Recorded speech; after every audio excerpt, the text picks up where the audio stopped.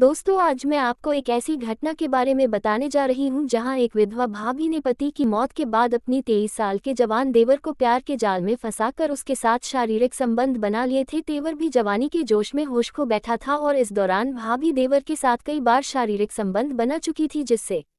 उसके पेट में देवर का गर्भ ठहर गया था। बीते दिनों जब ससुरालियों ने विधवा बहू का उभरता पेट देखकर उससे पूछताछ की तो उसने देवर पर गंभीर आरोप लगाते हुए अपने अवैध संबंधों की कहानी को बयां किया और साथ ही उससे शादी न करने पर देवर को दुष्कर्म के आरोप में फंसाने की धमकी दी, जिसके बाद देवर और उसके परिजन शादी के लिए तैयार हो गए। लेकिन विधवा भाभी का इरादा सिर्फ देवर से शादी करना नहीं बल्कि कुछ और ही था। दोस्तों, यह घटना उत्तर प्रदेश के अतरौली थाना क्षेत्र के एक गाँव से सामने आई थी। दरअसल यहाँ के रहने वाले 23 साल के नौजवान पंकज नाम के लड़के के घटना से करीब 1 साल पहले पारिवारिक रिश्ते में भाभी लगने वाली गांव की एक विधवा महिला से अवैध संबंध हो गए थे। पंकज नौजवान था, इसलिए वह भी जवानी के जोश में होश खोकर विधवा भाभी से दिल लगा बैठा था और इस दौरान भाभी ने उसे अपने प्यार के जाल में फंसाकर उसके साथ कई बार शारीरिक संबंध बना लिए थे। महिला विधवा थी, इसलिए जब परिजनों ने उसका उभरता हुआ पेट देखकर उससे पूछताछ की तो उसने पंकज पर गंभीर आरोप लगाते हुए बताया कि पिछले 1 साल से उसके और पंकज के बीच अवैध संबंध थे, जिसके चलते वह प्रेग्नेंट हुई है।